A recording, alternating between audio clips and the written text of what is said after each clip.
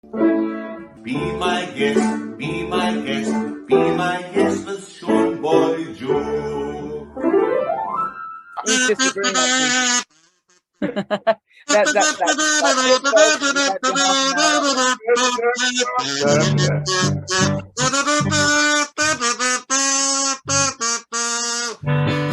would help if you were both in time there.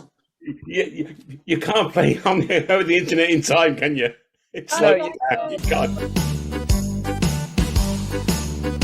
Havakazoo, Havakazoo, Havakazoo, Havakazoo, Havakazoo, Havakazoo, Havakazoo, Havakazoo, Havakazoo, Havakazoo, Havakazoo. Hello, my good friends, and welcome back to the Be My Guest podcast channel with me, your boy, Sean Boy Joe, back for another podcast and another video for you all.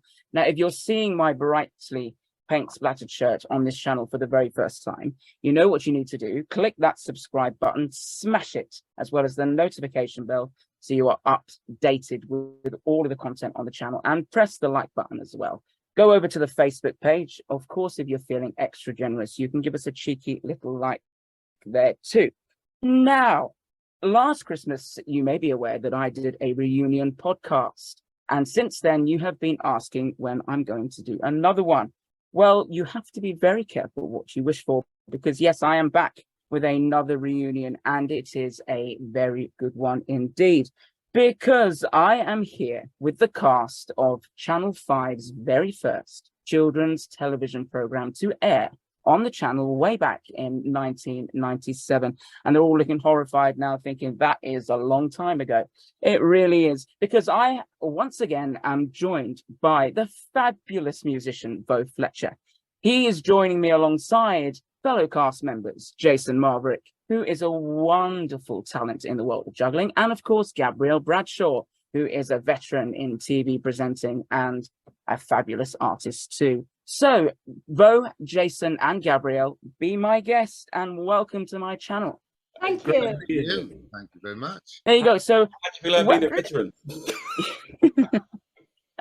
yeah, you can all be a veteran. Well done. Brilliant. That's what I wanted in the first place. Let's start with the last time that you guys were acquainted with each other. Yeah, so you've been acquainted, Jason and of course Gabrielle, for quite some time. But Beau, they haven't seen you in years, and you're still looking the same as those 23 years ago. 25 years, yeah.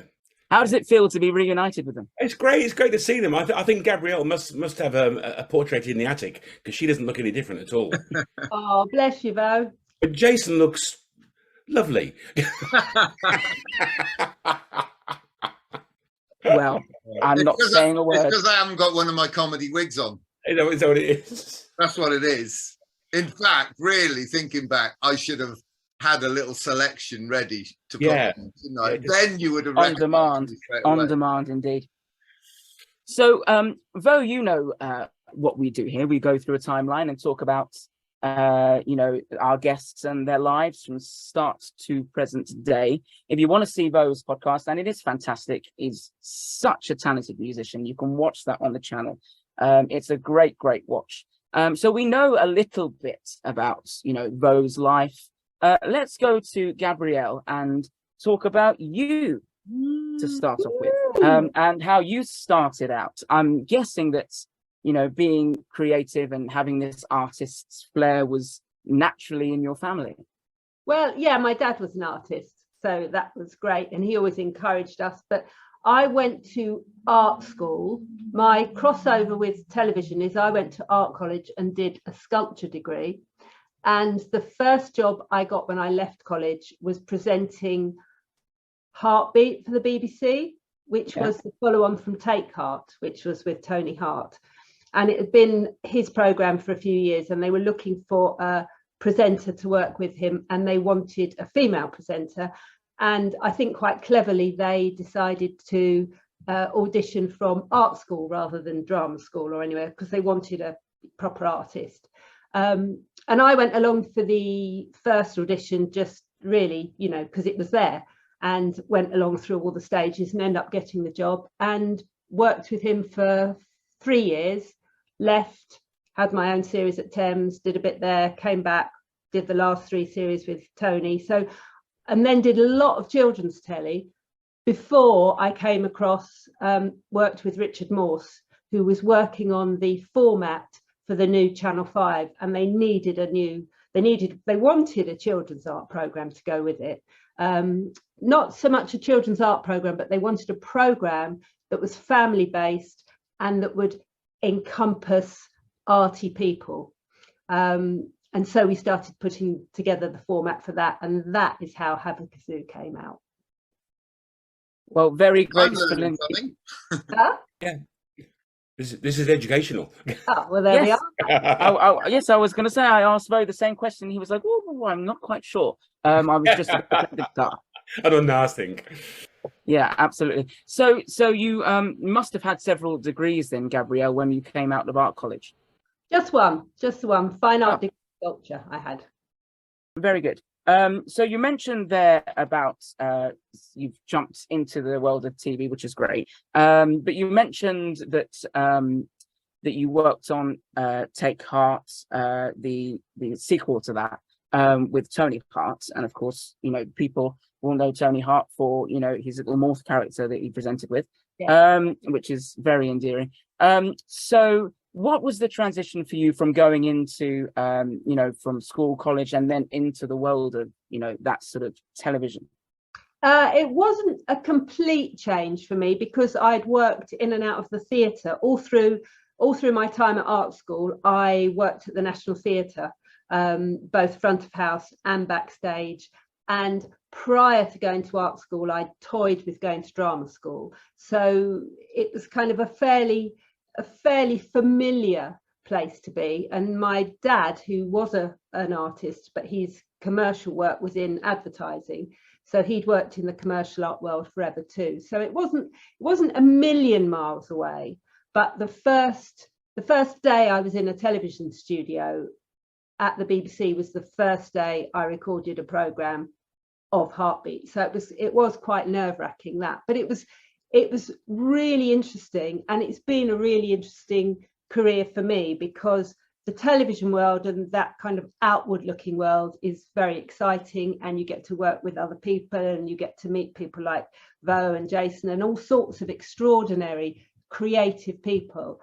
And yet the fine art world is very insular looking, and I still maintain both.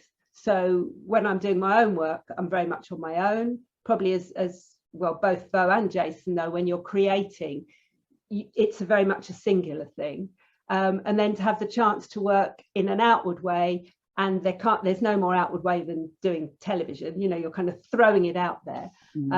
So it's quite nice to have both worlds going on, really, the internal and the external, and have the two things in tandem all through my life. And that's been my career, really, the sort of the very presenting television, theatre, outward stuff, and then the creative artwork as well. So it's been grand.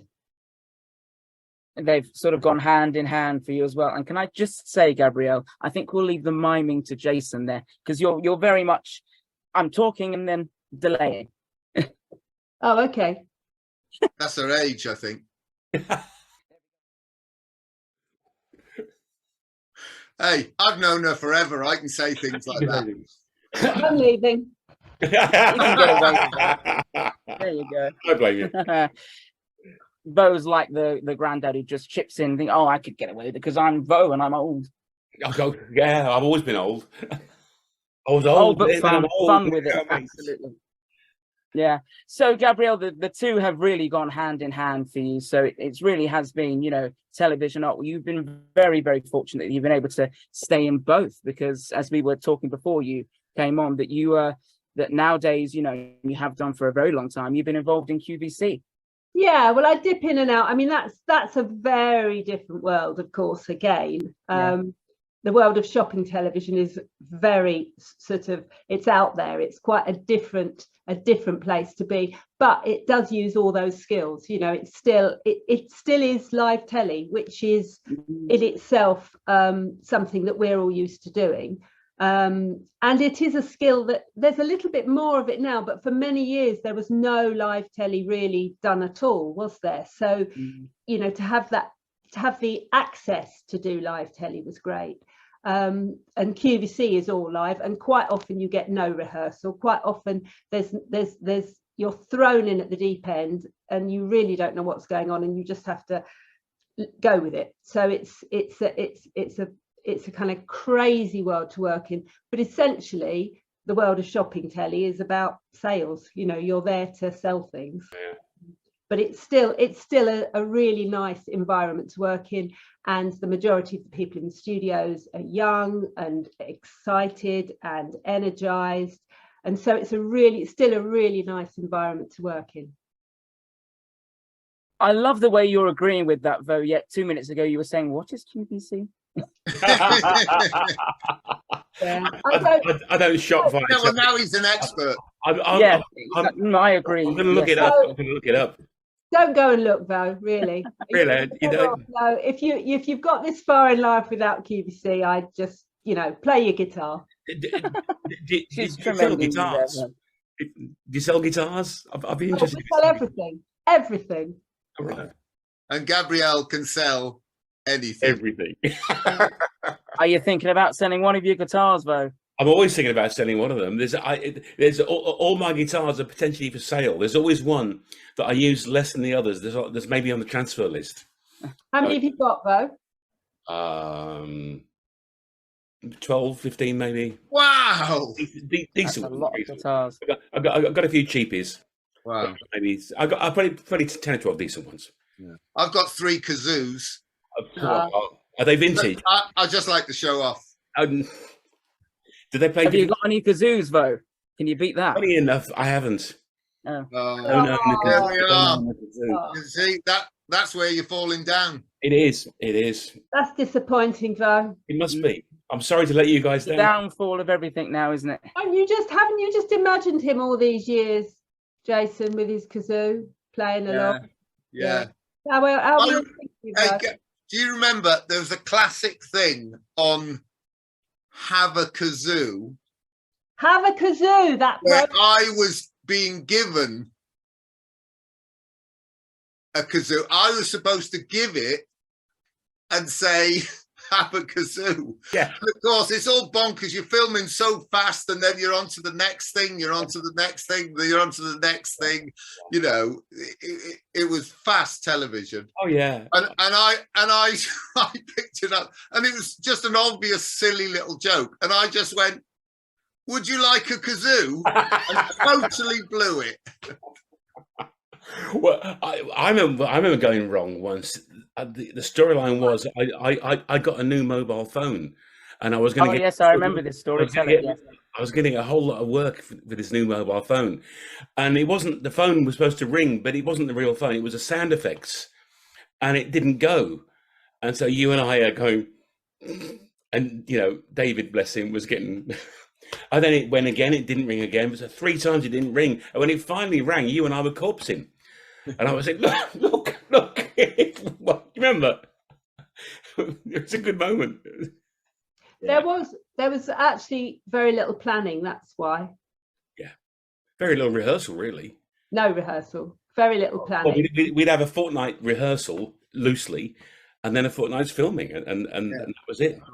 That's right. Yeah. Well, before we go on to all of that Havakazoo madness, let's go to Jason and talk about you and your glittering career, because you've done more than anyone I've ever imagined. I was researching up, and you thought I need a whole month to research on this. You've done so much.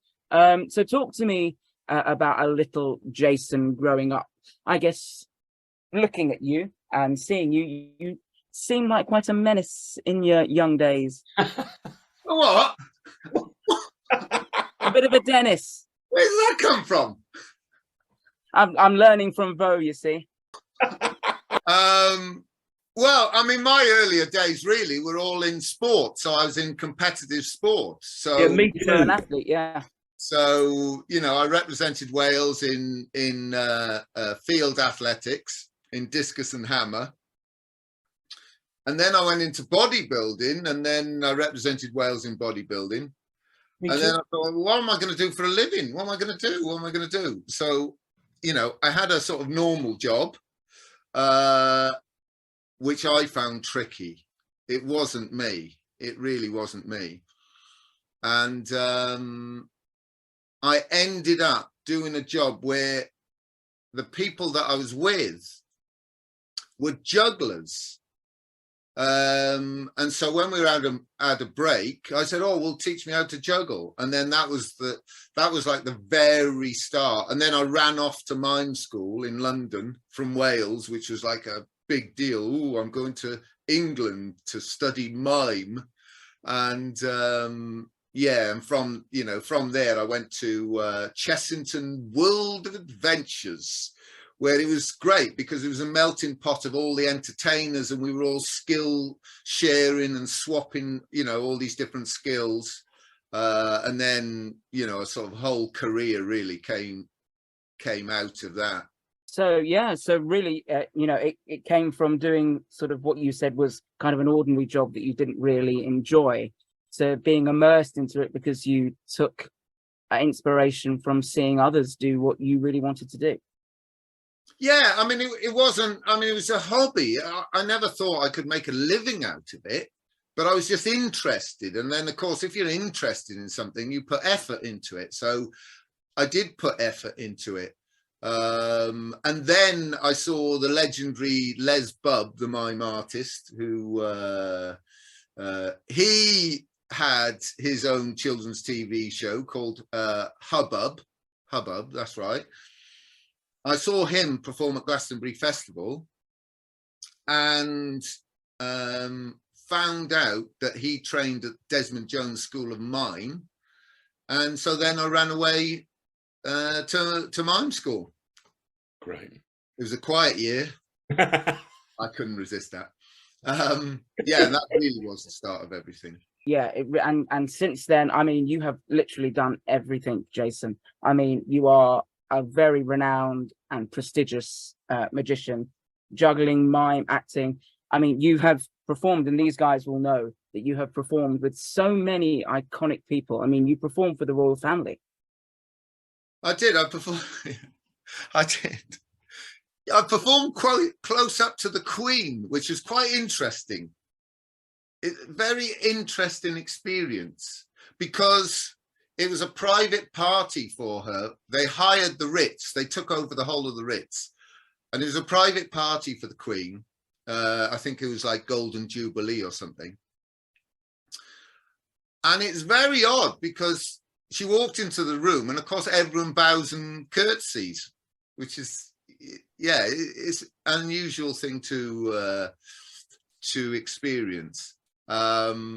And then I was asked to go up and I was doing this contact juggling, this specific juggling skill where you get crystal balls and get them to roll and stuff like that. So I was asked to go up and show this skill to the Queen, and her, would she be like lady in waiting, I suppose? So it was just the two of them and no one else.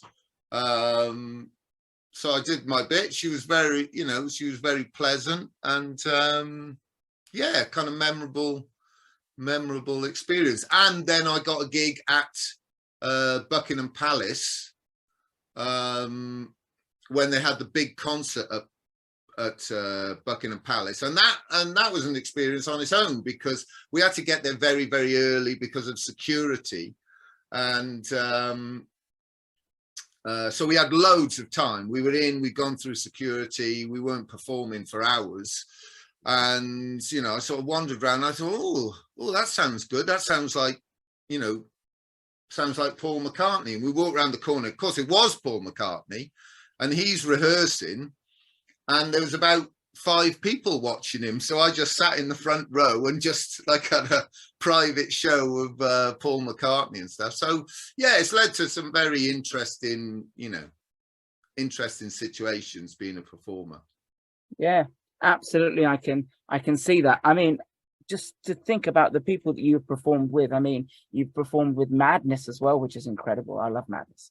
Yeah, well, I love Madness. I'm a big fan. That was on Strictly Come Dancing, and Oh, okay. you know, we were in the dressing room. Well, not in the dressing room, but we were sharing the, what you call it, like the rider, so the food and the drink and stuff with them. And but then on set, Suggs was amazing, and by that I mean that he was so professional, because obviously they've got these different cameras and he's got to move and then move round a dancer here, and then I'm performing my contact juggling, there's a fire breather, you know, a few different acts. And so they say, oh, 2 paces here, then he's got to walk to it, and all the time he's obviously singing the song. I was just very, very impressed by him in particular. He was so on it, and I'm a fan anyway, so yeah. Mhm. Yeah, fantastic. And you're still performing now, you know, all these years later. You're still very much active. You do private events, you do corporate events. I mean, what's your favorite thing to do as an artist? I think my favorite thing is actually still doing family shows. So like a half-hour stage show, circus skill based, but with lots of humor in it. So the skill is, you know, important, but it's not just about sort of showing a skill. It's more about, you know, sort of having fun and interaction with the audience as much as anything. And of course, because of my mime training, I've been able to do that in different countries around the world, because if I'm doing shows in the UK, then I'll do about 70% visual and 30% verbal. But then if I'm asked to, you know, go to a country where, you know, they don't speak much English, then I'll do it as a total sort of mime show with music backing. So that's great, because then I don't have to worry that they're not going to understand. I can do the whole show in mime. And it's fascinating that, you know, humor travels. You know, I've been to Botswana and Mozambique and, you know, very different cultures, and we share humor. We tend, I think, find the same things funny. Mm-hmm. You've worked closely with the British Arts Council for miming, haven't you, where you won an award there? I don't know, that might be mixing 2 things. I won an award. I did there's a big international competition in Rotterdam. That's it. In Rotterdam, yeah. So they fly in artists from different countries around the world, and I have to say it was a bit of a shock that I won. It was a shock. So that was great. And then I won, and then they put me in a pink Cadillac and drove us round, and, you know, the Lord Mayor, and it was very surreal. Yeah, but I had a little glory period of doing some, you know, nice international gigs via the British Arts Council, but it was just a period. And then what tends to happen, and it happens in the corporate circuit as well, is that you have a contact, you get work with them, and then a little while later you think, oh, I haven't heard from them for a while, and then you find out there's been a change of staff or something, and then the next people don't know you, you know. So but I certainly enjoyed it while it lasted. Yeah, absolutely. Beau, I've got a question for you. Far away. If I may ask. What do you think Jason and Harry Hill have in common? Well, they make me laugh. And apart from their bald heads, of course. A dear pal of mine died about 4 years ago, and he used to do a lot of TV warm-up, a guy called Bobby Bragg. And he died, and Harry Hill spoke at his funeral, and he was hilarious. I mean, absolutely hilarious. So yeah, I mean, he said it was the best funeral he's ever been to, and we should tour it. Oh, well, there you go. Well, it wasn't quite what I was looking for, but Jason, you tell him what you have in common with Harry Hill. Tell us. Okay, so I was in a TV film with him called Professor Brainstorm. That's right, Professor Brainstorm. Yep. And I was this robot creation that he'd made, So we had I think I had about 5 days filming with him, and it was funny because he's not show busy at all. He was very normal, offset kind of thing, And you can say that about Harry. He said to me, it's funny because he said to me, "Is Jason Maverick your real name?" And I went, "No, it's David Maverick." And he went, "Oh." Brilliant. He just comes out with it. I've seen them both. I've seen both of them coming out of tents at Glastonbury Festival in the morning. That's what I've got in common. You and Harry Hill. Oh, I see. So that's what they have in common. They're both out of, how do they look in the morning, Gabrielle? Great. They both looked great. They weren't coming out the same tent, I have to say. You need a slightly bigger collar, Jason, to look a bit more like. Well, actually, I have got a decent. That's a decent collar. That's not bad. That's a decent collar. That's not bad at all. Yeah, it's not Harry Hill-esque.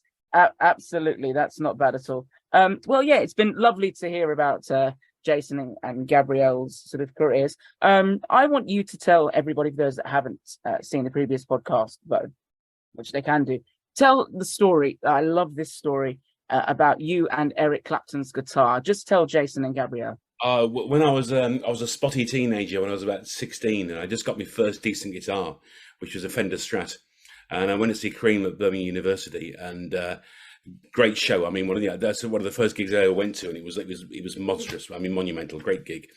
And I went backstage afterwards to try and sort of say hello, and we had a chat to Eric about guitars, and he was lovely. I mean, I was impressed he took the time to talk to Spotty. I mean, it was like, "Oh, I've got a Fender Strat." And he said, "Oh, I love them. I use them all the time." And he said, "Yeah, I have a look at that if you like." And his Gibson SG Special was on the couch in the dressing room, and he let me have a go on it. Oh, wow. Which I thought was great, because it's lovely when, your heroes take time to talk to kids about guitars. Yeah. So I always swore, if ever any kid wants to talk about guitar, always make time to talk to youngsters about guitars and their enthusiasm. So yeah, that's a good moment. Stayed with me. Good man. Well, I can't really talk about guitars, but I can talk about kids' telly, and you have given up your time for this, so that's brilliant, and I appreciate that, Beau. It was a great podcast we did before, and and you spoke about the stuff you've done prior to Havakazoo, which we're coming on to, and all the other television shows that you have provided music for as well. So just remind us some of the other shows that you've worked on. Well, funny enough, that's how I met Richard Morse, that Gabrielle mentioned, before Havakazoo, because I did music for a thing called Jay's World.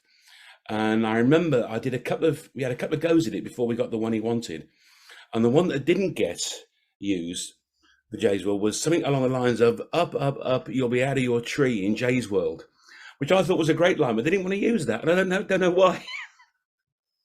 It's a mystery to me, that one.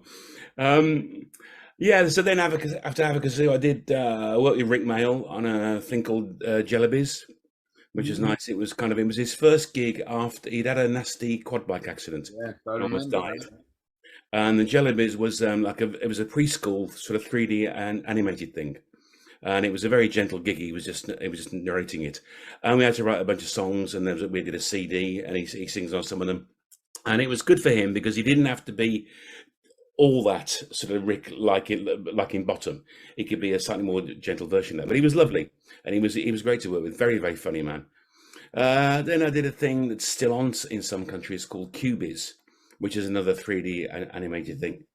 Worked with Tara Newley on that, Joan Collins and Auntie Newley's daughter. Yeah, I did a few other kids things. Played with a few bands. Did a couple of tours with Fairport Convention. When their bass player was off for a while. I thought I've just got back from a cruise with Fairport, just as a support act, which is nice. Cruise on the River Rhone. I got a few gigs. Got a new band with a couple of guys out of Lindisfarne. Remember Lindisfarne? Yeah. But they're Ray there. They're our lead singer, and Tom Leary, another pal of mine who plays with Fairport, Rick Sanders, and we got a few gigs coming up. Doing the New Forest Folk Festival this coming weekend. So yeah, it's Very, you know very indeed, just Beau. on onwards, just gigging really, just basically playing, do a few solo gigs, do a few duo Yeah. gigs with various people.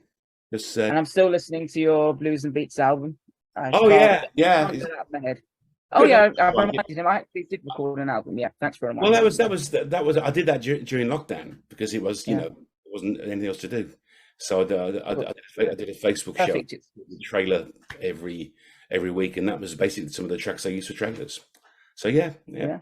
kept going, Yeah. get the brain in And gear. those that haven't listened to it, you can sample it on Beau's website as well, and don't forget to download it. It's a brilliantly earthy album. I love it. There is a running theme with you, Beau, and all the kids tell you you've done, because near enough every single program you mentioned aired very early in the morning.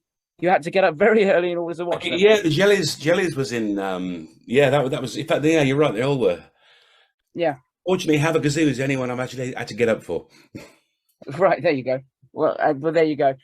One question that my viewers were asking when we did our podcast is that why the name change internationally with Jellybees, why it was called Jelly Kings over here and Jellybees International.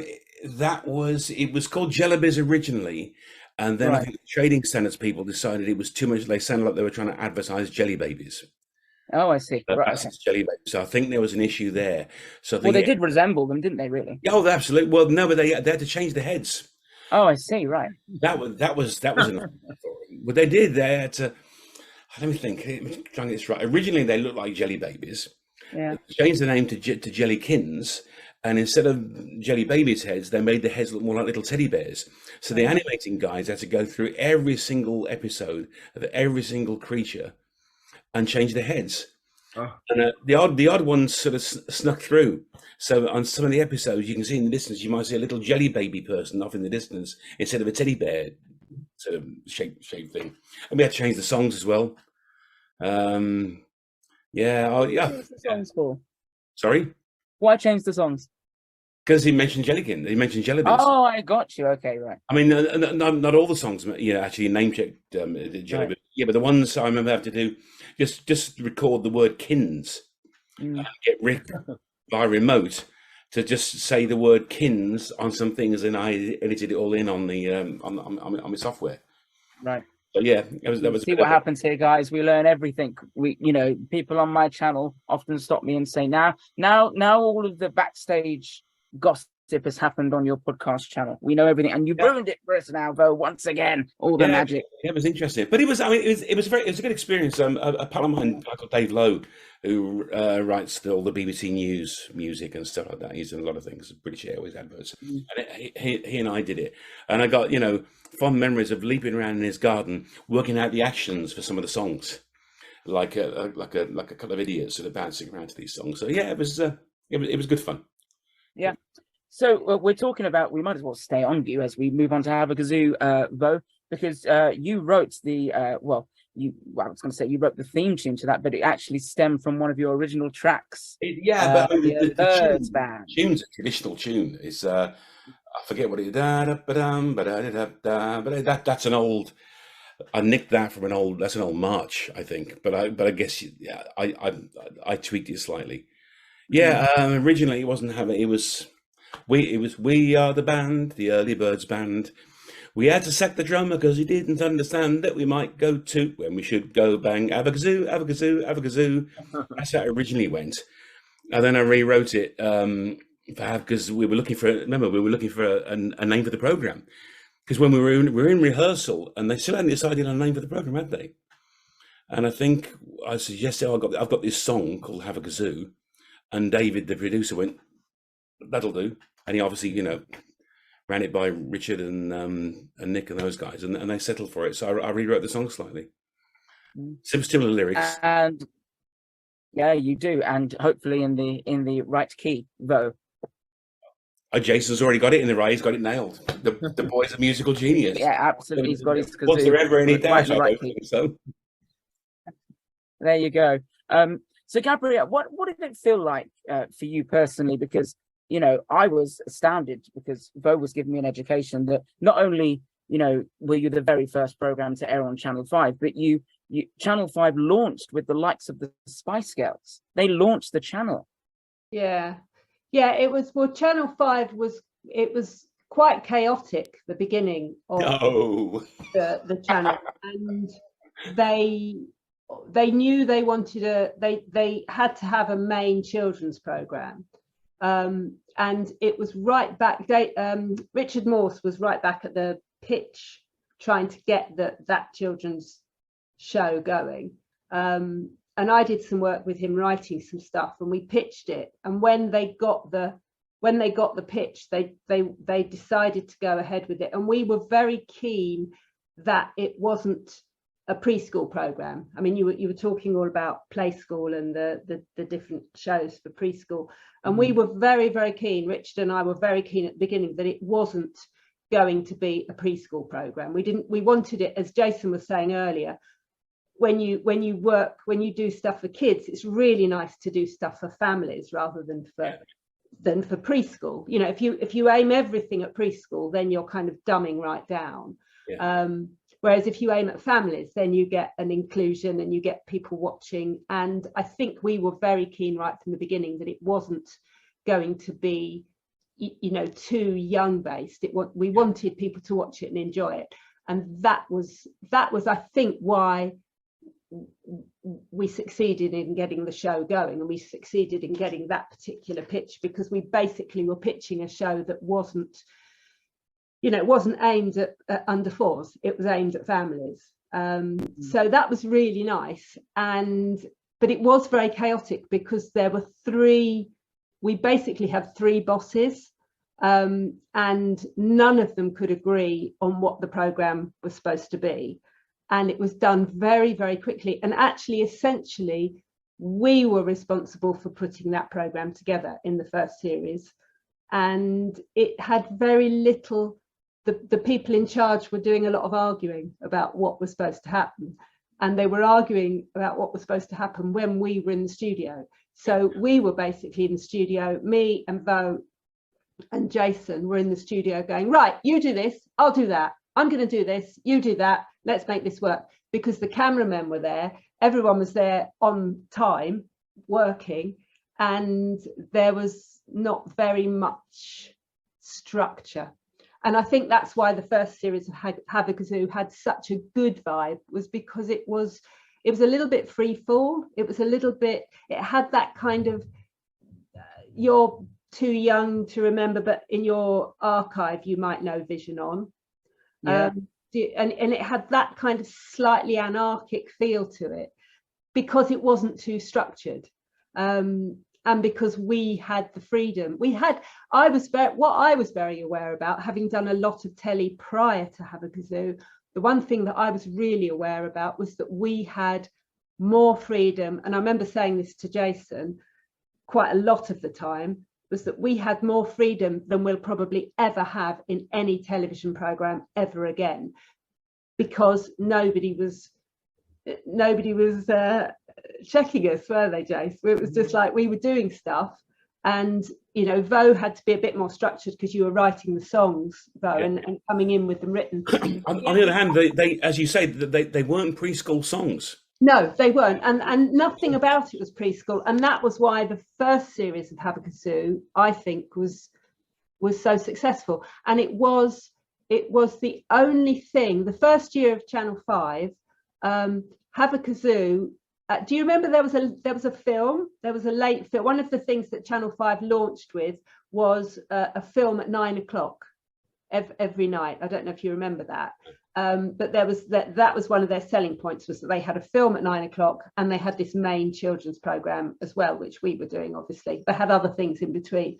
But in the first year, Channel 5 were aiming for 5% of the viewing figures, and the evening film and Havakazoo were the only two programs out of the whole channel that achieved the viewing figures that they were aiming for. So it was massively successful, Right. Which was great. You know, it was really, really great. And then it all went downhill in the second series. And that's what I have to say about it. Would you agree with that, Jason? Gabrielle, you're so hilarious. Well, it's true. I don't know. Do you want to hear that or not? No, I think, well, also, I think the thing is, it had such a fast turnaround. It had such a fast turnaround that it was like, well, they couldn't make up their mind what the program was supposed to be, and that was why it was left to us to make the program. They couldn't decide on the look either. I remember coming to halfway through, they came in and changed the set. Do you remember that? The set had to be more grubby, and it was originally. We were actually in the middle of a show, and then somebody came and started taking bits of scenery down. I mean, it was quite chaotic. Yeah.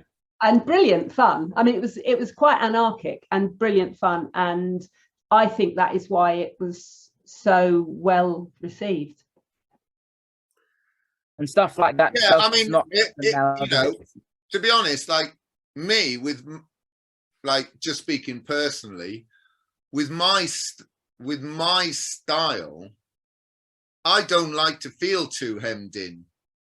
You know, I mean, the stuff that I do on stage now, you know, is a little bit out there. You know, I inflate myself with a leaf blower and, you know, I do unusual things. So Havakazoo was actually quite good for that, because it was great for that, but it was great because we did have this bit of freedom, and you know, when we'd have a little slot and you know, me, you and Beau would be in this 2.5 minute slot, and we'd have to tie it all together, and you know, it was good in a way that there wasn't the luxury of time to negate things and say, oh, that, you know, we could do that again. We didn't have time. It was like, right, we're going to do this. This is this idea. Well, mostly first take stuff. Yeah. You know, and there's something lovely about that. Yeah, there was a freedom to it that doesn't usually exist in a television studio. What Gabrielle was saying was very interesting, because you don't get that kind of freedom now in television, where they just say, well, it's down to you guys to do what you want to do, and it comes across as you didn't then either. It was right.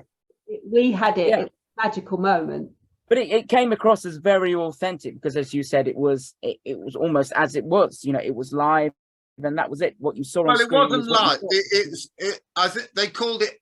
I think they call it as live. As live. That's right. So the idea was, look, everyone, try your best to get it in one take. We will do one more take if we need to, but we don't want to. So if it was terrible, you know, you'd have another take. But the idea was that you would get it in one take. And there was no editing. There was actually no editing. They could very basic editing, but they didn't have the finances. They didn't have the money to do loads of editing. So it was, you could do a second take and maybe just edit out one thing and put the next thing in, but there was no fancy editing going on. It was as it was, wasn't it? Which again was great, which made it more like a live studio situation, which was why it had that edge. Yeah. I mean, Jason, you did, you know, almost close to 300 episodes.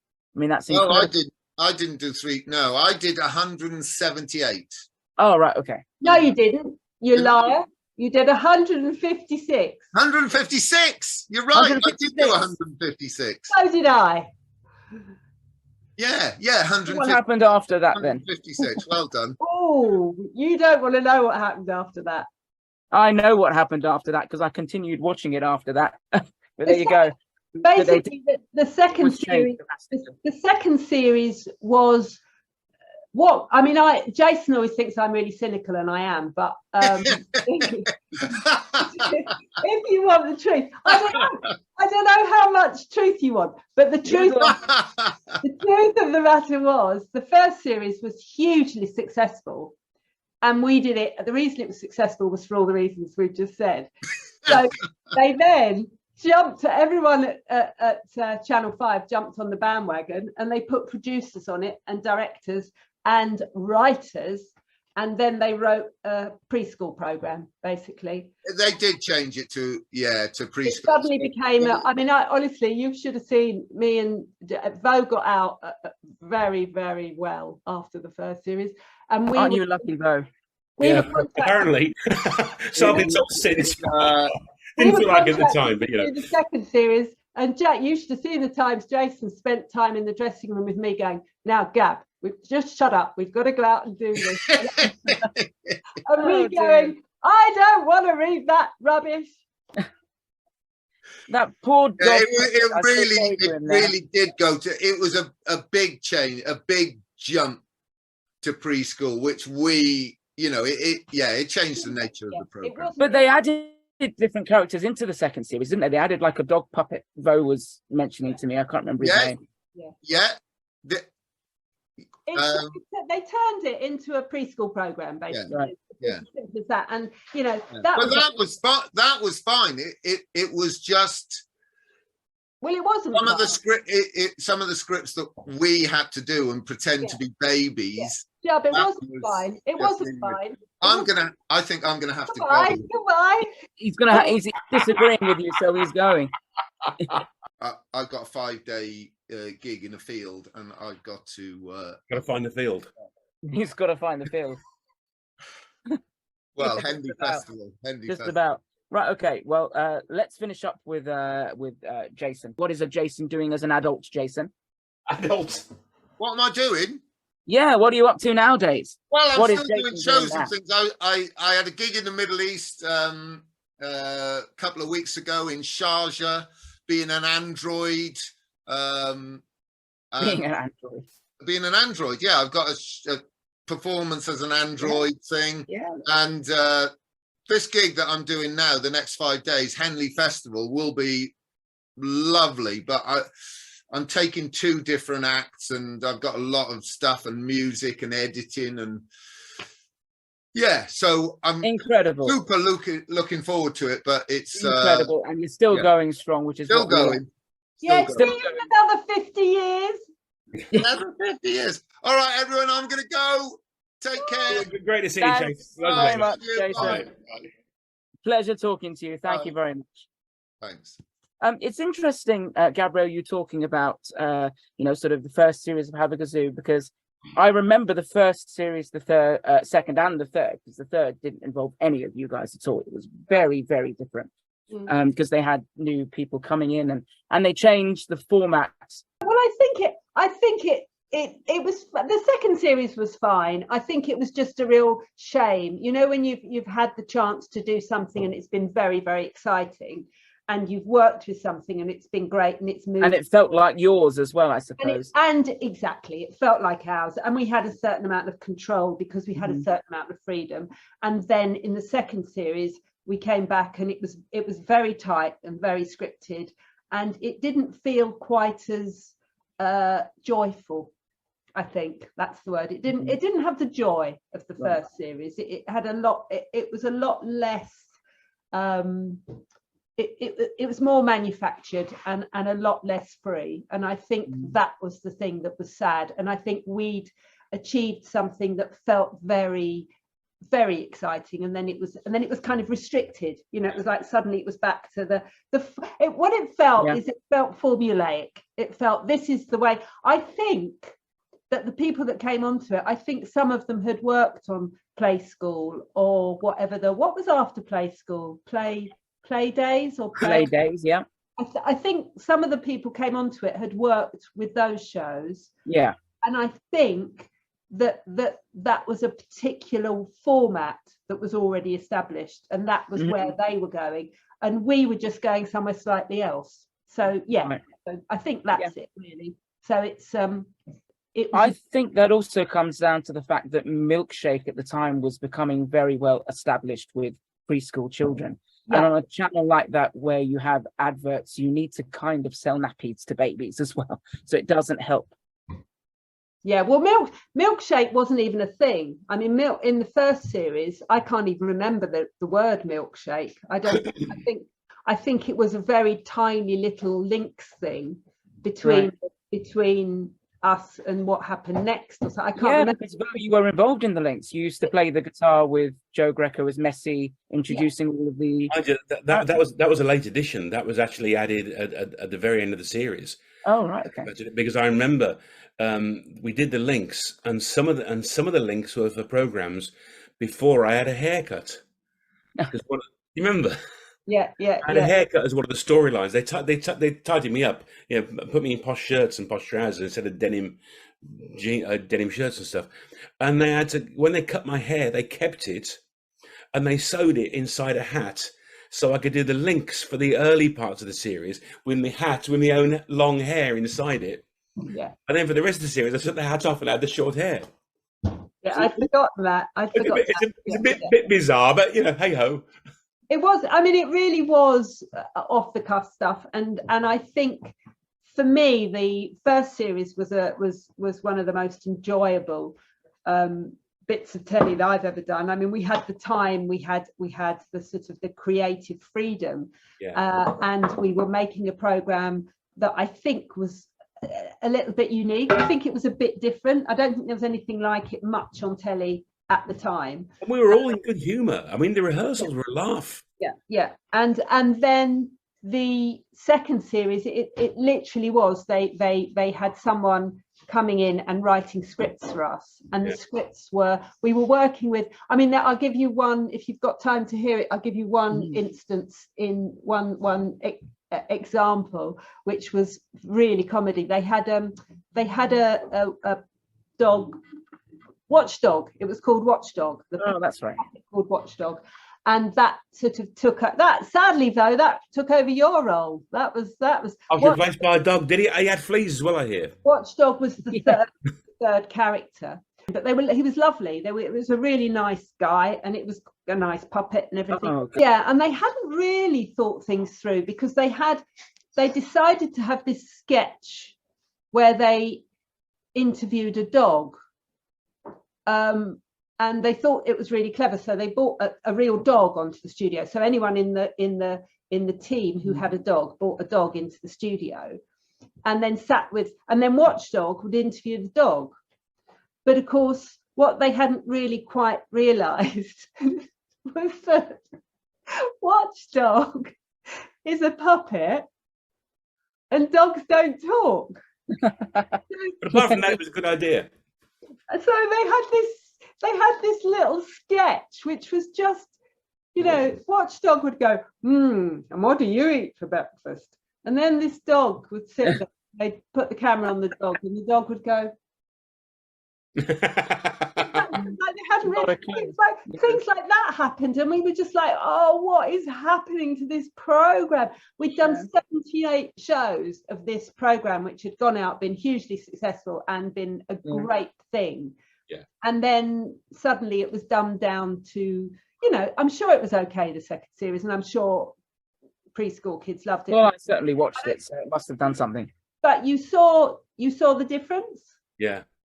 Yeah, but I mean, I saw the difference more so in the third series, when everything kind of changed. It was just a different. It was a different world, and Beau wasn't there. It was a sadness. Well, there you go. We didn't have the joy of Beau's musical talents, and as you said prior, Beau, you said the music, that were sort of they were more very adult contemporary style music. When you listen to slightly older kids, really, obviously, they weren't sort of the traditional Mary Had a Little Lamb type of songs. They were very. It was supposed to amuse the grown-ups as well, and there were some songs that almost were, like "It's the Lights" is almost a grown-up song. I think you can always give. I mean, it's like if ever I'm doing any artwork for kids, you can. You give them the very, very simple, you give them the bare bones of something, and then you say, and then if you take this idea further, you can do this with it. And I mean, I think that's what we were doing. Hopefully it was a little bit aspirational, whereas if you just stick with the basic, then that's all you have. And I think young kids will always watch older. I mean, teenagers do. I mean, younger children always want to watch older children's programs. They always want to punch up, don't they? Of course, they are sponges. They'll soak in whatever they watch. Yeah. But it's important for children to also ask those questions that they might not know. You know, it's important for the adults that are watching, for the children to go, well, what did they mean when they did that? You know, and then the parents can explain. It brings up conversation. Before we come to the end of this chat, and it's been one night, everybody, again, it's lovely to see your smiling faces when you saw everybody in person, especially Beau as well. So talk to me a little bit about Gabrielle, what she is up to nowadays. What is she? I know you're still very active in painting, and you go to all these festivals. Yeah, I mean, I'm mainly at the moment, I'm more into fine art. I'm exhibiting and showing and selling my drawings and sculptures. My sculptures. You've got a degree? Say again? I said you've got a degree in fine art. Yeah, I have. And that has always been the core of what I do. So, I mean, as I said, when I left school, the first job I got, I was catapulted into television. And I've worked in and out of television ever since, which is great. But the core of me is still as a fine artist, and I exhibit and show and sell my own work. And that's mainly who I am. But I'm very open to do other bits and pieces. I have a business that runs children's art workshops as well, and we do a lot of festivals. But yeah, I mean, I'm mainly exhibiting. I'm mainly showing and doing my own work, and still doing QVC. I'm still kind of doing bits and bobs of live, and you know, kind of open to sort of theatre and stuff. I still sort of keep my hand in, but I'm more focused on my own work at the moment. Brilliant. So still very much out there. And we know what you've been up to, Beau, with your busy recording, and in the lockdowns you were doing live shows. Yeah. Like I say, I'll be at the New Forest Folk Festival this next weekend on Sunday. As I said, I will be listening once again to Beau's earthy music as I'm on the train. As always, I love your tribute to Bob Dylan. I think that's a cracking song for his birthday. Yeah. Great. So, Beau, Gabrielle, it's been a pleasure talking to you. Yeah, can I just say, Gabrielle, what a joy it is to see you again after all this time. Yeah, maybe we'll and to hear you, it's great. It's really nice. Same as, and actually, Beau, you don't look any different either. So, bless you, my child. Bless you. we sure he's brought us together, so we'll try and thanks, Sean. Yeah. Beau, and I got hounded the last time we did a podcast. Ask him to sing for us. I got so many requests, and one of the most requested songs from Havakazoo that I get asked is a song called Isadora. Oh, blimey! I remember that. You still remember that? I remember it. I couldn't sing it, but I remember it. Because when the actions, it's about a little girl who's deaf, and but she can fly because people have told her, no, you can't fly, but she didn't hear them, so fly anyway. There goes Isadora. Look at her long hair fly up above the wide blue yonder, up above the wide blue sky. Will she ever land? Some say so, but I say not. Isn't Izzy grand? Izzy doesn't hear a lot that people say as she flies away. Isn't Izzy grand? Thank you very much. Oh, that's lovely. That's really taken me back. Yeah. Yeah, that was. I was pleased with that. That was a nice one. I remember that one. Yeah, good call, Sean. Yeah, very, very nice indeed. Yeah. Well, there you have it. It's been a pleasure talking to all of you. Thank you so much for joining me. Hello, nice to see you. Great to see you. Sean. That's Thank you, Sean. Thanks, Sean. We all just say goodbye at the same time. 1, 2, 3. Goodbye. Bye, everybody. Havakazoo, Havakazoo, Havakazoo, Havakazoo.